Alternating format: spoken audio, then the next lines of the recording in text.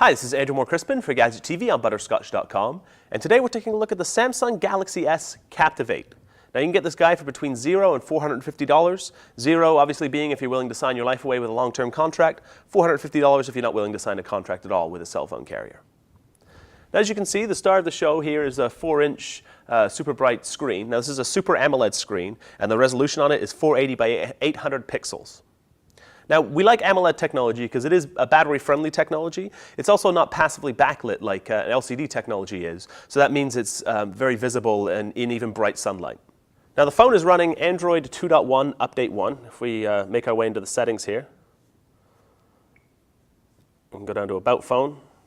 There we go, firmware version 2.1 Update 1. Now, Samsung's mentioned that an update to 2.2 is forthcoming. They haven't given any time frame on that, but hopefully it'll be sooner rather than later, because then we can use functions like the hotspot function of Android 2.2. If we go back to the home screen here, now we can see that once again we have a modified skin running atop Android 2.1.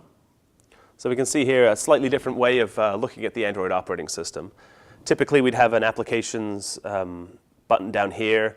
We'd have the multiple home screens would be handled a little differently, but we have, as you can see here, 7 home screens that we can add widgets to and different applications. If we go into the applications menu here to see all of our applications, you'll see this is also handled differently. Rather than scrolling up and down as is typical in an Android 2.1 or 2.2 device, we're actually scrolling side to side.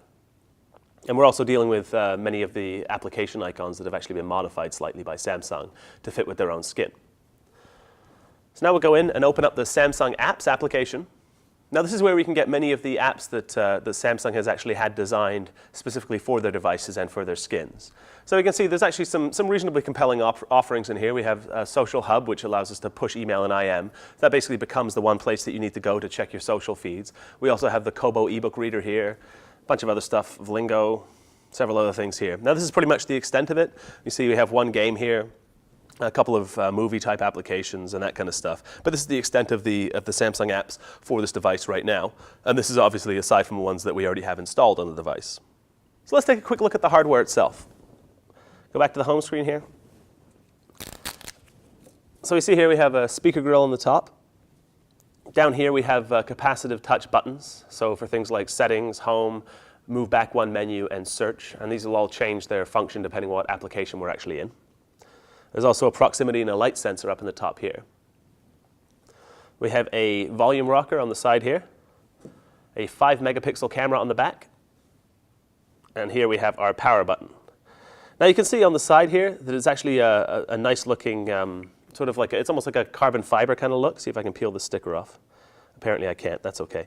But it is a nice carbon fiber looking kind of thing, and it has a nice hand feel to it. It's slightly tactile, pretty grippy, so the phone won't be sliding out of your hands as you're trying to use it. Now it has obviously the full HTML web browser of the Android operating system, and we mentioned the 5-megapixel camera on the back. That'll also allow us to capture video in 1280 by 720, so that's 720p high definition. Let's talk really briefly about tech specs. Inside, we're running a Cortex A8 Hummingbird processor. That's a 1 gigahertz processor. We have 512 megs of RAM. We mentioned the 480 by 800 pixel Super AMOLED screen. Now, it's a reasonably light phone at 128 grams or 4.5 ounces. Now, as we mentioned, 1 gigahertz processor and 512 megs of RAM. That meets the recommended system specs that we're hearing for Android 3.0 Gingerbread, which is supposed to be out any time now.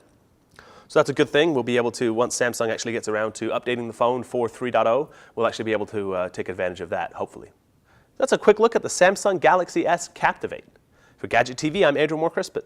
For more sweet stuff, visit Butterscotch.com.